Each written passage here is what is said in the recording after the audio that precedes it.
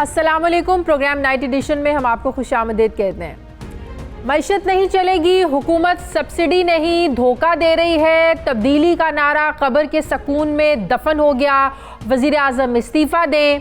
Opposition रहनुमाओं की भांत भांत की बोलियां हैं जो आजकल हम खूब सुन रहे हैं, लेकिन आइन के तनाजुर में सब कुछ देखने वाले मौलाना फजलुर रहमान कुछ और ही देख रहे हैं और इस बार वो एक और मौसर ताकत के साथ हुकूमत को गिराने के लिए निकल रहे हैं। वो मार्च में मार्च करना चाहते हैं।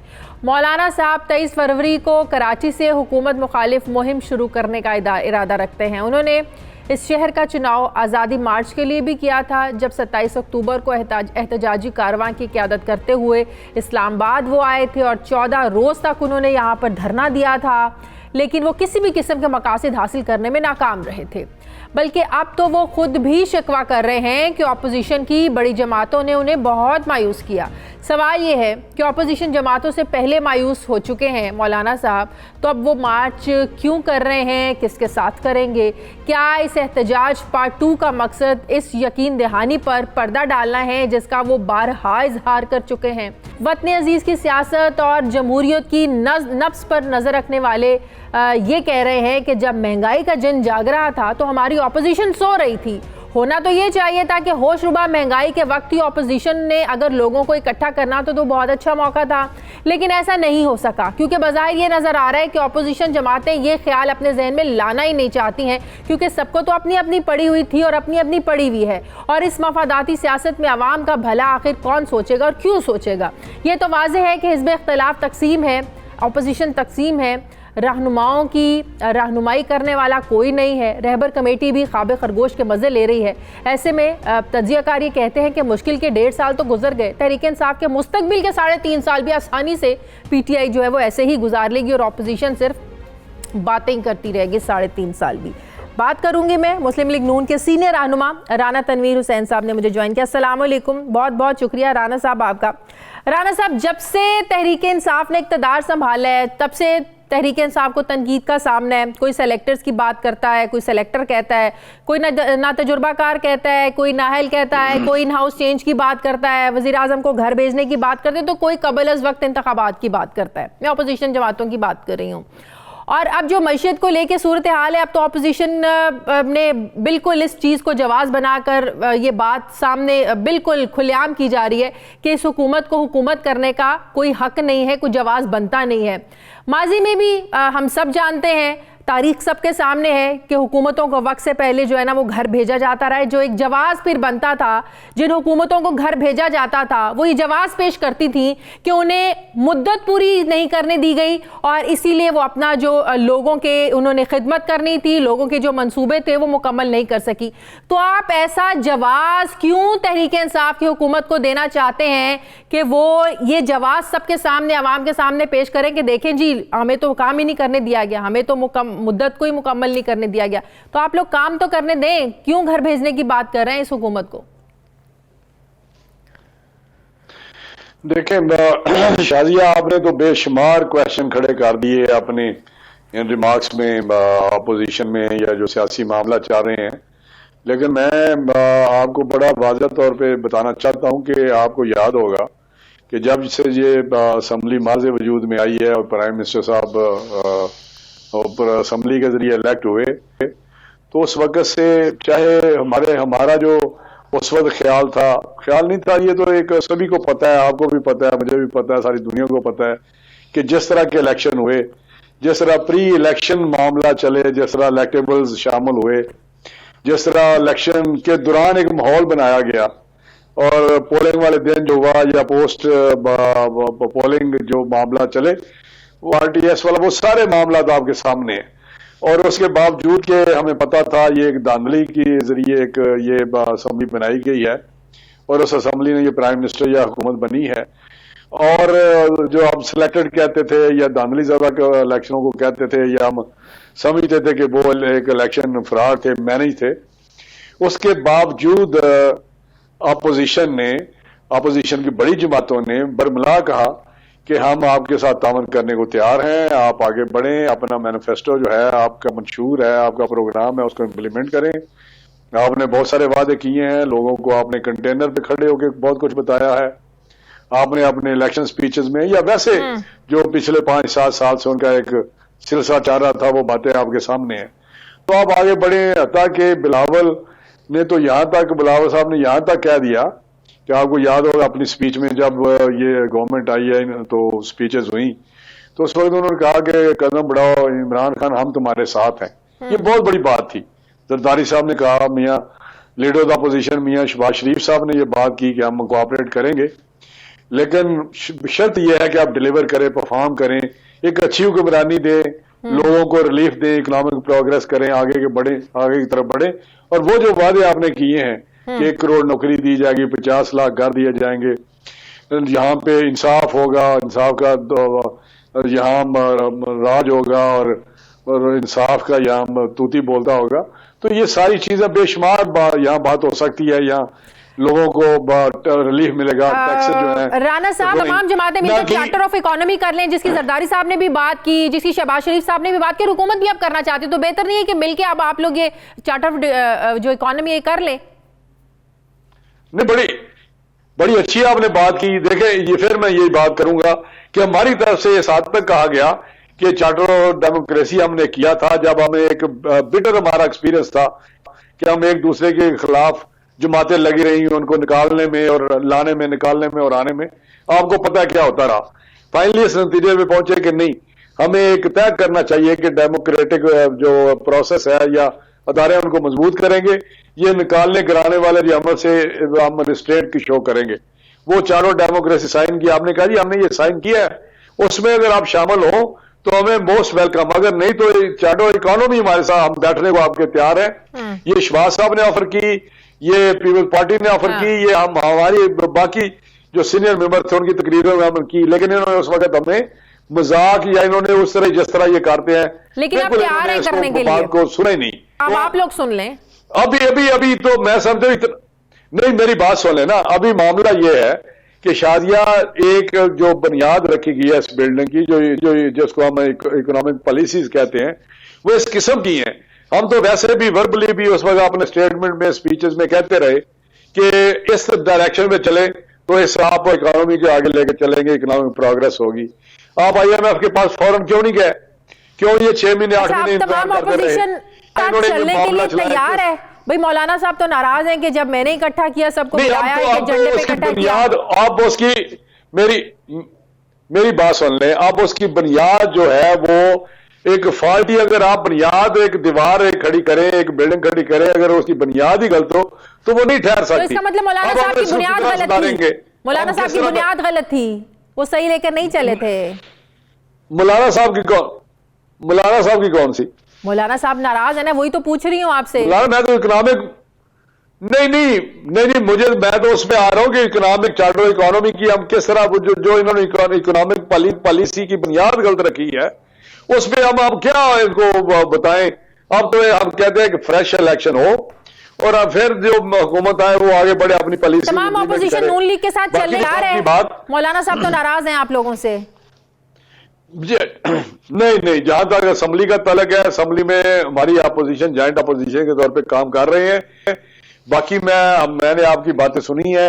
आपको मैं बताऊं कि मौलाना साहब जब पहले उन्होंने एक किया था एहतजाज, वो तहरीक चलाई थी, तो उस वक्त हमारे साथ उनकी मीटिंग होती रही। उस वक्त भी हमने कहा कि हमें अपना प्लान बताएं, हमें प्रोग्राम बताएं। तो उन्होंने कहा जी हमें तो मुझसे इतना तामन चाहिए कि आप मुझे एक रिसेप्शन दें और मेरे साथ चलें इस्लामाबाद तक। धरने में उस वक्त भी आपको याद होगा, ये मीडिया में, प्रेस में, इलेक्ट्रॉनिक मीडिया, दूसरे प्रिंट मीडिया में आता रहा कि हमारा ये प्रोग्राम है कि हम धरने में शामिल नहीं होंगे। ये मौलाना साहब बताते रहे, लेकिन आपने एक चीज खड़ी की इशू। खैर वो उनका अपना प्रोग्राम था, हमने जितना उसमें अपना तावन कर सकते थे हमने किया। GD रोड पे जब लाहौर से आगे आए हैं, पीछे पंजाब में दाखिल हुए, आपको पता है लाहौर में भी आप ऐसी एक तो आप लोगों के प्लान में आपको उम्मीद है मौलाना आपके साथ चलेंगे, मौलाना साथ देंगे? मेरे अपने शहर में, मेरी बात सुने, मेरे अपने शहर में मौलाना साहब 8 घंटे बाद पहुंचे हैं, गिवन जो टाइम दिया हुआ था। तो वहां हजारों लोग 8 घंटे बैठे, उन्होंने इस्तकबाल किया और साथ आए।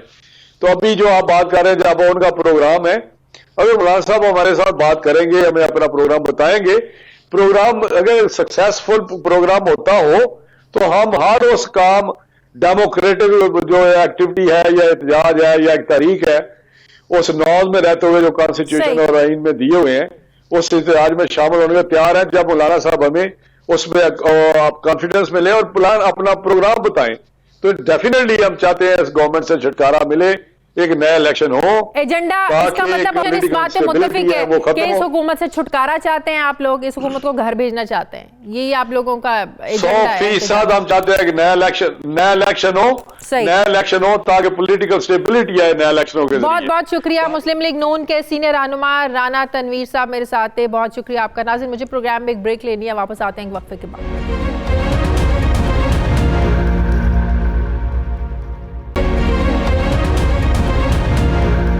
नाज़रीन, पाकिस्तान में सहाफ़त कितनी आज़ाद है।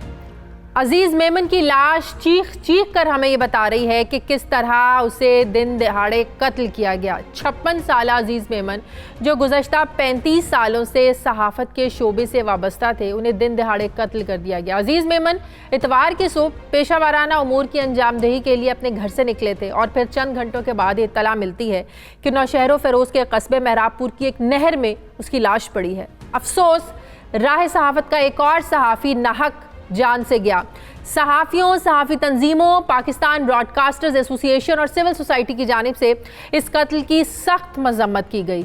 मजम्मत फवाद चौधरी साहब ने भी की और उन्होंने चीफ जस्टिस से इसका नोटिस लेने का भी मुतालबा किया और साथ में उन्होंने अपने ट्वीट में ये भी लिखा कि अजीज़ मेमन को धमकियाँ मिल रही थीं। फवाद चौधरी जो पीपल्स पार्टी का भी हिस्सा थे, उन्होंने अपने ट्वीट में लिखा कि सिंधी सहाफ़ी अजीज़ मेमन ने अपनी मौत से पहले सिंध की हुक्मरान जमात पर इल्ज़ाम लगाए थे।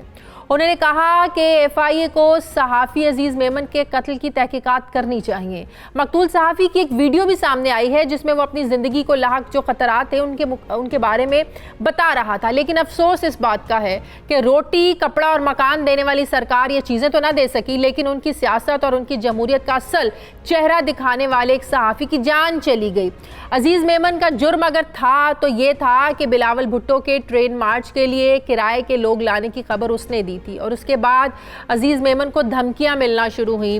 खबर सच्ची थी या झूठी थी, लेकिन उसका अंजाम अजीज़ मेमन की मौत की सूरत में सामने आया। पाकिस्तान में सहाफ़त के हवाले से 2019 अच्छा था और ना ही इससे पहले के साल अच्छे थे, जिसमें सहाफ़ियों को कोड़े भी पड़े और वो पाबंदे सलासिल भी हुए। लेकिन क्या नए पाकिस्तान में भी सहाफ़ियों पर जुल्म का सिलसिला नहीं रुकेगा और क्या अजीज़ मेमन की फैमिली को इंसाफ मिलेगा? मैं बात करूंगी। मुझे ज्वाइन किया है सीनियर सहाफ़ी तज्ज़ियाकार सलीम साफ़ी साहब ने। अस्सलाम वालेकुम, बहुत शुक्रिया साफ़ी साहब आपका। साफ़ी साहब, अजीज़ मेमन का जो कत्ल सिर्फ एक सहाफ़ी का कत्ल नहीं है, ये पूरी सहाफ़त का कत्ल है। पाकिस्तान के सहाफ़ती इदारों, टीवी चैनल्स हों, अखबारात हों, इन पर हमलों की तारीख भी उतनी पुरानी है जितनी सहाफ़ियों पर तशद्दुद की जो है ना वो तारीख पुरानी है। जैसे मैंने जिक्र किया, सहाफ़ी कोड़े भी खाते रहे, पाबंदे सलासल भी रहे। ऐसे वाक़यात के बाद क्या आप कह सकते हैं कि हमारे कलम आज़ाद हैं, हमारी सहाफ़त आज़ाद है, हमारी जिस सोच से हम लिखते हैं, बात करते हैं, उस पर पाबंदी नहीं है? आप कह सकते हैं कि हम आज़ाद मुआशरे में रह रहे हैं?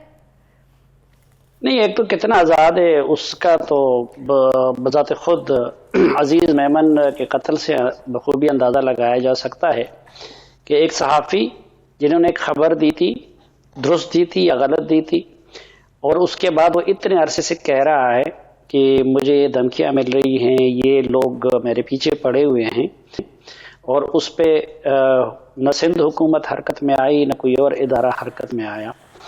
पाकिस्तान में बदकिस्मती ये है कि कुछ हवालों से पाकिस्तानी सहाफ़त ऐसी आज़ाद है कि उस आज़ादी का दुनिया में कहीं पे भी तस्वर नहीं किया जा सकता, और कुछ हवालों से पाकिस्तानी सहाफ़त ऐसी गुलाम है कि उस गुलामी और उस पाबंदी का भी कहीं पे दुनिया में तस्वर नहीं किया जा सकता। मसलन आज़ाद कहाँ पे है?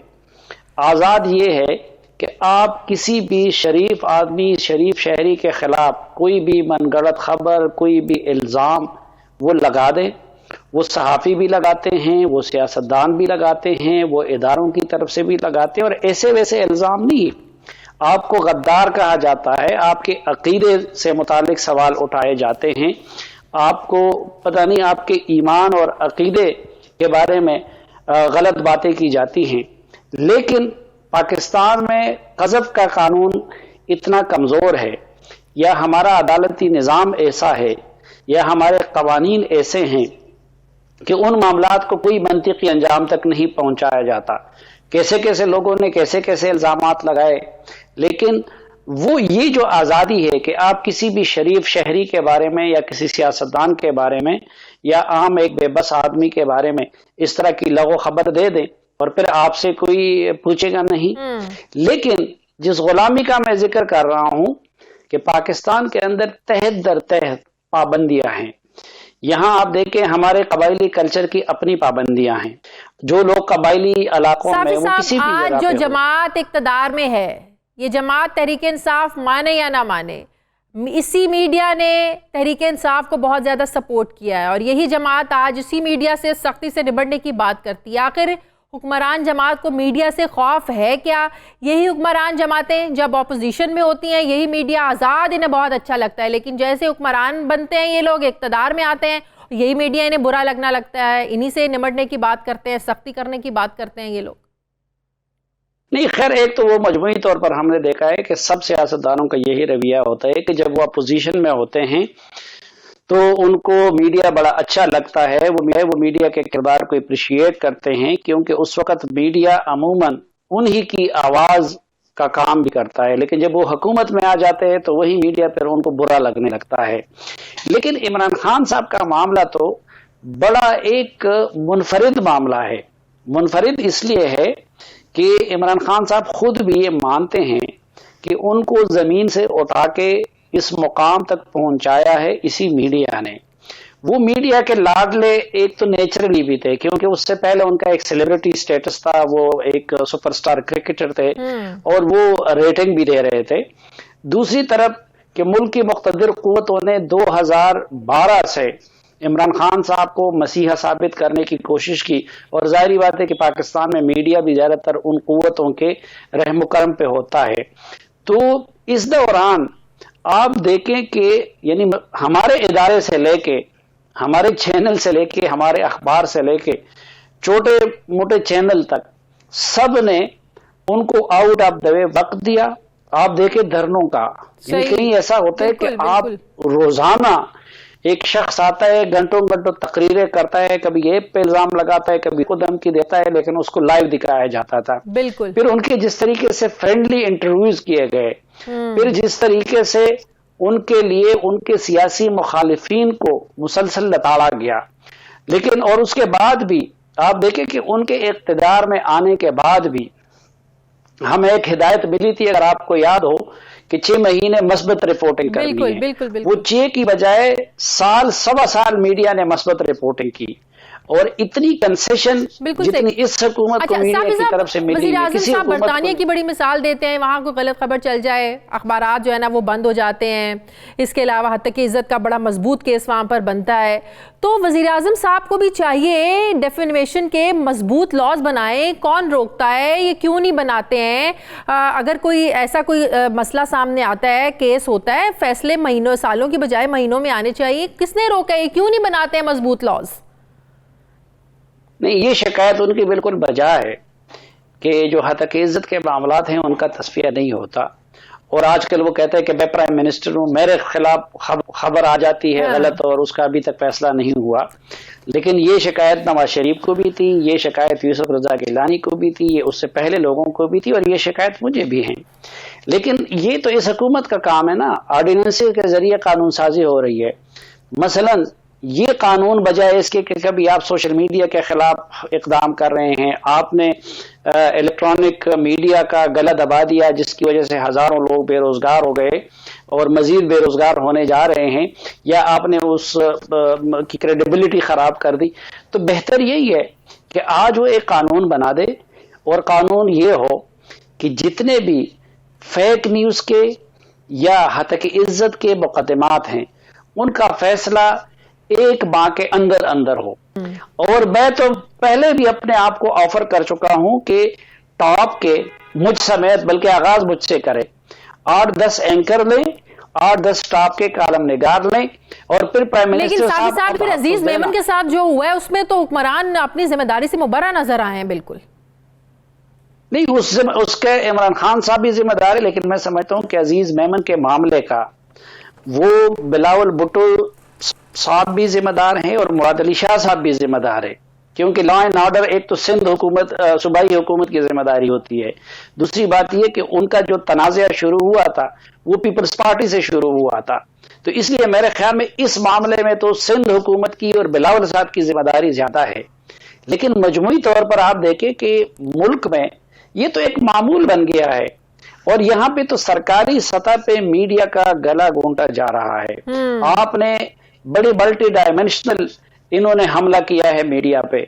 एक तरफ उसको इक्तिसादी बदहाली से दो चार कर दिया है, जिसकी वजह से अखबारात बंद हो रहे हैं, चैनल्स बंद हो रहे हैं, सरकारी इश्तिहारात के पैसे नहीं दिए जा रहे हैं। दूसरी तरफ मीडिया के लिए जिस तरह इंसानी जिंदगी के लिए ऑक्सीजन और हवा होती है, इसी तरह मीडिया के लिए आजादी दरकार होती है। साफी साहब, कोई भी महज़िब मुआशरा मादर पिदर आज़ादी की आज़ादी जो है ना वो आज़ादी नहीं देता, कोई सपोर्ट नहीं करता, हम भी इसके खिलाफ हैं। लेकिन आपके ख्याल में एक सहाफ़ी की लिमिट्स क्या होनी चाहिए? एक सहाफ़ी को कितना आज़ाद होना चाहिए? देखिए, वो तो आलमी सतह पे मुसल्लमा है। पहली बात यह कि मेरे लिमिट्स ये हैं कि मैं किसी के इज्जत से ना कहलूं, मैं गलत खबर ना दूं, मैं ऐसी खबरें कि जिसकी कोई बुनियाद ना हो। मुझे तो दीन ने भी इस चीज का पाबंद किया है और मुझे मेरे सहाफती अखलाकियात ने भी इस बात का पाबंद किया है कि जो सच है मैं वो सच सामने ले आऊं। तो पाकिस्तान के अंदर तो पेमरा और इस तरह के इदारे अगर हैं भी अपनी जगह पे, तो वो भी मसला यही होता है कि ये हुकूमतें उनको अपने मुट्ठी में बंद रखना चाहते हैं और फिर उसका जो इतलाक है कानून का वो अपने ऊपर नहीं करना चाहते हैं। उन इदारों को स्ट्रेंथन करें, उनके उसको मेरिट पे बना दें। लेकिन उससे बड़ा मैं आज भी ये समझता हूं कि सबसे बड़ा जिस चीज से तदारुक किया जा सकता है वो क़ज़फ़ का कानून है। सही कि मैंने अगर किसी पे झूठा इल्जाम लगा दिया, बहुत शुक्रिया सीनियर सहाफ़ी तज़कियाकार सलीम साफ़ी साहब मेरे साथ। नाज़रीन, मुझे प्रोग्राम में एक ब्रेक लेनी है, वापस आते हैं वक्फे के बाद।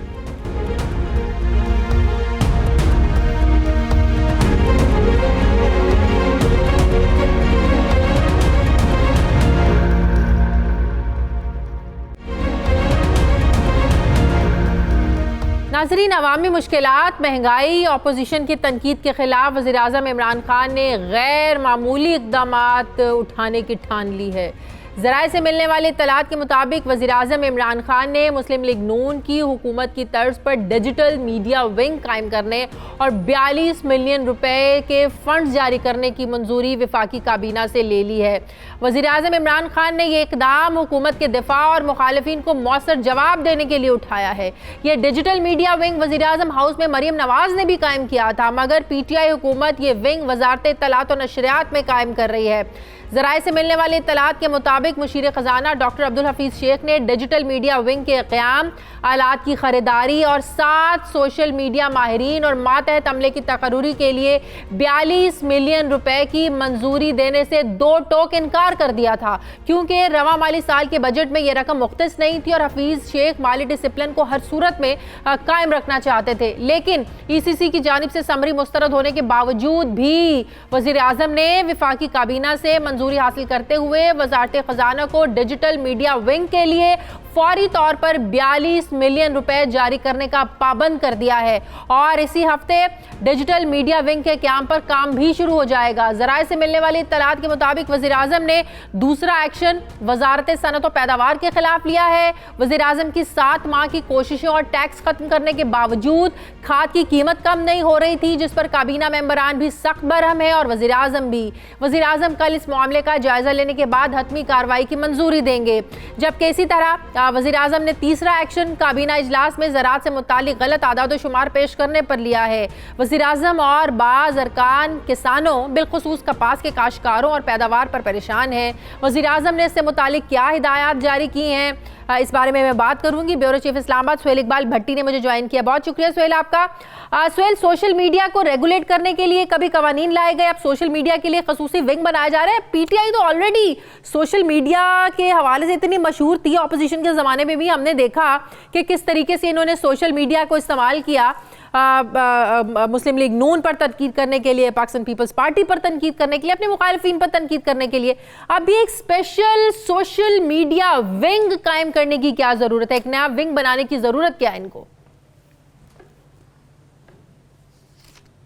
शाजी देखिए, गुज़श्ता एक माह के दौरान बेकाबू महंगाई के बायस वज़ीर आज़म इमरान खान न सिर्फ सख्त परेशान हैं बल्कि वो अपनी काबीना के दीगर अरकान के मुकाबले में सबसे ज़्यादा वो कोशिश कर रहे हैं कि अवाम के न सिर्फ तवक्कुआत पर पूरा उतरें बल्कि अवाम को रिलीफ भी मिलना चाहिए। और उसके साथ साथ सोशल मीडिया के ऊपर बिलखसूस जो पाकिस्तान तहरीक इंसाफ की हुकूमत को जिस तनकीद का सामना है उसका भी वो काउंटर करना चाहते हैं, उस सारे सूरत हाल को भी, और हुकूमत की फ़ैसलों और पॉलिसियों की वो बेहतर प्रोजेक्शन चाहते हैं। बहुत ज़्यादा बिलीव करते हैं सोशल मीडिया के ऊपर इमरान खान साहब, लेकिन यक वक्त वो सोशल मीडिया को लगाम भी डालना चाहते हैं, अपोजिशन और अवामी तनकीद को रोकना भी चाहते हैं, और उसके साथ साथ हुकूमत के इमेज को बिल्ड भी करना चाहते हैं। इस सिलसिले के लिए प्राइम मिनिस्टर इमरान खान ने डिजिटल मीडिया विंग कायम करने का फैसला किया, लेकिन हैरान कुन तौर के ऊपर इस मंसूबे के लिए फंड्स कहीं दरकार नहीं थे। वजारत इत्तलात और नशरियात ने हाथ खड़े कर दिए। अल्टीमेटली मामला ईसीसी के पास पहुंचा, जो सरकारी दस्तावेज 92 न्यूज़ के पास मौसूल हैं, उसके अंदर ये पूरी कहानी मौजूद है। वफाकी काबीना के इजलास के अंदर जो कुछ हुआ कि किस तरीके के साथ वज़ीर आज़म के अपने मुशीर बराए खजाना डॉक्टर अब्दुल हफीज शेख साहब ने डिजिटल मीडिया विंग के क्याम के लिए 42 मिलियन रुपए मंजूर करने से दो टोक इनकार कर दिया कि बजट के अंदर यह लोकेशन नहीं है, वो फाइनेंशियल डिसिप्लिन मेंटेन रखना चाहते हैं, ये रकम जारी नहीं की जा सकती। उसके बाद अल्टीमेटली यही पैसा आवाम को रिलीफ देने में लगा, समझ में नहीं आता है। बड़ी जब फ्राइडे को वज़ीर आज़म ने सहाफ़ियों से बात की तो बड़ा अजीब लगी वज़ीर आज़म साहब की बात। वो कहते हैं मीडिया जब बाजार में जाता है तो माइक लोगों के मुंह के आगे करते हैं और पूछते हैं महंगाई है, तो वो कहते हैं महंगाई है। तो वज़ीर आज़म साहब से तो ये भी बर्दाश्त नहीं हो रहा कि मीडिया आवाम से जाकर महंगाई का हाल ही पूछ लेता है कि महंगाई है या नहीं है। तो मतलब ये है कि वही सोशल मीडिया जिसको ये रेगुलेट करना चाहते हैं, पीटीआई जिस तरीके से इस्तेमाल करे वो तरीका बिल्कुल ठीक, दूसरे इस्तेमाल करें तो आप उसको रेगुलेट कर दें। ये दोहरा मेयार अपनाने जा रही है ये हुकूमत। बिल्कुल शाजी, बिल्कुल ऐसा ही है। चूंकि इमरान खान साहब जो कौमी प्राइवेट हमारा मीडिया है उससे वो सख्त खाइफ हैं, अगरचे के हकायक हम सब सामने लेके आए। अब उन्होंने यही एक रास्ता अडॉप्ट किया कि जो कि माजी के अंदर मुस्लिम लीग नून के दौरे हुकूमत में वज़ीर आज़म ऑफिस के अंदर मरियम नवाज साहिबा ने भी ये एक विंग कायम किया था, लेकिन उसमें फ़र्क ये था कि उस वक्त उस मीडिया विंग के जो अखराजात थे वो पीटीवी और प्रेस इंफॉर्मेशन डिपार्टमेंट के ज़रिए से इनडायरेक्टली बेयर किए जाते थे। लेकिन अब बाज़ाब्ता तौर के ऊपर 27 अफराद पर मुश्तमिल इसके अंदर सोशल मीडिया के एक्सपर्ट्स मौजूद होंगे, 27 अफराद इसके मजमूई इसके अरकान होंगे। वो वजारत इत्तलात और नशरियात के अंदर ये मीडिया डिजिटल मीडिया विंग कायम होगा, रवां हफ्ते उसके ऊपर काम शुरू हो जाएगा। उसको अच्छा बना के बस पेश करना। एग्जैक्टली, ना सिर्फ उसको अच्छा बना के पेश करेंगे और उसके साथ जो हुकूमत पर तनकीद करेगा उसको ये डिजिटल मीडिया विंग उसको भी बड़े आड़े हाथों लेगा, उसका भी वो काउंटर करेंगे।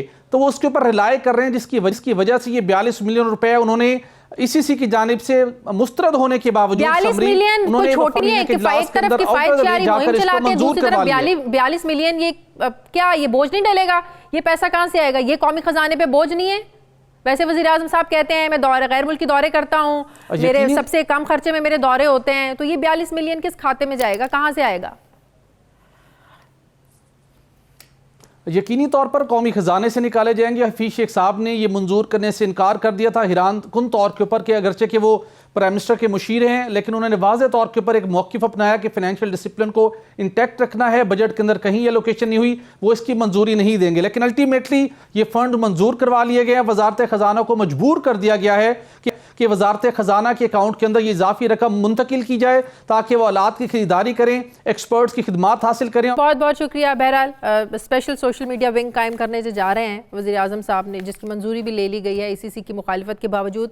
यकीनन ये इक़दाम ज़ाहिर करते करते हैं कि तहरीक इंसाफ की हुकूमत से मीडिया की तनकीद किसी भी सूरत बर्दाश्त नहीं है, जिसकी वजह से इकदाम उठाए जा रहे हैं। मुझे प्रोग्राम में एक ब्रेक लेनी है, वापस आते हैं एक वक्फे के बाद।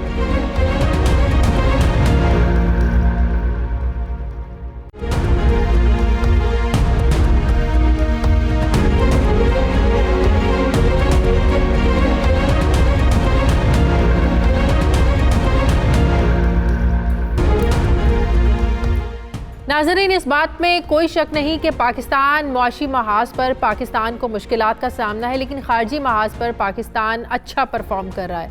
आलमी दुनिया में पाकिस्तान की अहमियत और मुख्तलिफ मामलात में पाकिस्तान का जो किरदार है उसको तस्लीम किया जा रहा है, और ये बात यकीनन उन लोगों के मुंह पर तमाचा है जो ये कहते थे कि पाकिस्तान आलमी तन्हाई का शिकार हो चुका है। हाल ही में वज़ीर-ए-आज़म इमरान खान के दौरे मलेशिया और इसके बाद तुर्क सदर के दौरे पाकिस्तान के बाद अब सेक्रेटरी जनरल अक़वाम मुत्तहिदा के दौरे पाकिस्तान और मुख्तलिफ मामलात ख़ास करके कश्मीर के मामले पर पाकिस्तानी मौक़िफ़ की हिमायत और अफ़गान मुहाजिरीन को पनाह देने पर पाकिस्तानी किरदार, उसकी तारीफ़ सिफारती महाज पर पाकिस्तान की बड़ी कामयाबी है। अक़वाम मुत्तहिदा के सेक्रेटरी जनरल जो कि 4 रोज़ा दौरे पर पाकिस्तान में हैं, उन्होंने भारत के ज़ेर इंतज़ाम कश्मीर की मौजूदा सूरत हाल पर गहरी तशवीश का इजहार करते हुए दोनों ममालिक के दरमियान सालिसी की पेशकश की और कहा कि वे इस मामले पर मदद करने को तैयार हैं। लेकिन भारत ने कमाल हठधर्मी से अमेरिका की तरह सेक्रेटरी जनरल अक़वाम मुत्तहिदा की सालिसी की जो पेशकश थी उसको भी मुस्तरद कर दी और ये कहा कि वो भारत अपने मौक़िफ़ पर कायम है। जिन मसाइल पर दो तरफा बातचीत हो सकती है, इन पर किसी दूसरे या तीसरे फरीक की सालिसी का कोई किरदार नहीं है। भारत कोई सालिसी कबूल नहीं है, लेकिन भारत इस मामले पर पाकिस्तान के साथ भी टेबल टॉक करने पर आमादा नहीं है। जबकि मोदी ये कह रहा है कि जितना मर्जी आलमी दबाव बढ़ जाए, प्रेशर बढ़ जाए, कश्मीर से मुतालिक आर्टिकल 370 के फैसले पर कायम रहेंगे। सवाल यह है कि मकबूजा वादी में गुज़श्ता 198 रोज़ से जारी मज़ालिम की दास्तान कब और कैसे ख़त्म होगी? क्या वाकई जो भारत है ये आलमी दबाव के सामने डट कर खड़ा हो सकता है? दुनिया भारत के सामने कुछ नहीं कर सकती? क्या पाकिस्तान को अब कश्मीर से मुतालिक जारहाना जो पॉलिसी है इसको अपनाने की ज़रूरत नहीं है? कश्मीरी गुज़श्ता 198 रोज़ से दुनिया का बदतरीन कर्फ्यू बर्दाश्त कर रहे हैं और वादी में स्कूल, कॉलेजेस और तजारती जो कारोबारी मराकज़ हैं वो बंद हैं, जबकि इंटरनेट मोबाइल सर्विस बदस्तूर मुअत्तल है। कर्नाटक में ज़ेर तालीम मज़ीद 3 कश्मीरी तलबा को पाकिस्तान के हक़ में नारे लगाने पर गिरफ्तार किया गया है। सवाल यह है कि भारत के गैर इंसानी रवैयों का इदराक होने के बावजूद आलमी दुनिया ने भारत को इतनी खुली छूट क्यों दे रखी है? दूसरी तरफ अफ़गान अमन मामले के ऊपर भी जल्द बड़ी पेशरफ्त मतवक्की और ये कहा जा रहा है कि अमेरिका और अफ़गान तालिबान 22 फरवरी से तशद्दुद में कमी के मुआहदे पर मुत्तफ़िक हो गए हैं, जिसके तहत फ़रीक़ैन की जानिब से अफ़गानिस्तान में 7 दिन तक पुरतशद्दुद कार्रवाइयों से गुरेज़ किया जाएगा। अफ़गानिस्तान में अमन के मामले पर भी सेक्रेटरी जनरल अक़वाम मुत्तहिदा ने पाकिस्तान के किरदार की तारीफ़ की है और ये कहा है कि पाकिस्तान अफ़गान पीस प्रोसेस में अहम शराकतदार है और आलमी अमन के लिए पाकिस्तान के किरदार को सराहता है। जबकि FATF की ग्रे लिस्ट से निकलने के लिए भी पाकिस्तान जो है ये पुरुम्मीद है। इस सारी सूरत हाल पर मैं बात करूंगी। साबिक सफ़ीर ज़मीर अकरम साहब ने मुझे ज्वाइन किया। अस्सलाम वालेकुम। बहुत शुक्रिया ज़मीर अकरम साहब, मेरे टेलीफोन लाइन पर है। ज़मीर अकरम साहब, ऐसे हालात में जब भारतीय जारियत है, लाइन ऑफ कंट्रोल पर भारत की खिलाफ वर्जियाँ हैं, फिर भारत की आबी जारियत है, फिर कश्मीर का मसला है, ऐसी सूरत हाल में इन तमाम मसाइल को लेकर जब हम देखते हैं कि अक़वाम मुत्तहिदा की जनरल सेक्रेटरी पाकिस्तान के दौरे पर है, यकीनन ये सारे मसाइल, ये बातें डिस्कस हुई भी हैं, कितना खुशाइन समझते हैं आप उनका ये दौरा? मेरे ख्याल में ये बहुत खुशाइन दौरा है और बहुत बड़े सही वक्त पर वो आए हैं। एक जो इनका आने का जो अहम मकसद था वो तो ये अफगान जो रेफ्यूजीज हैं उनको 40 साल से जो पाकिस्तान में है उसकी एक तरह से हमने ऑर्गेनाइज किया था, उनके फ्यूचर के बारे में, उनके रिटर्न और रीसेटलमेंट के बारे में। तो ये आम पहला तो उनका मकसद ये था इस विजिट का सेक्रेटरी जनरल का। पहले ये हाई कमिश्नर भी रह चुके हैं UNHCR जो यूएन रेफ्यूजीज का जो ऑर्गेनाइजेशन है।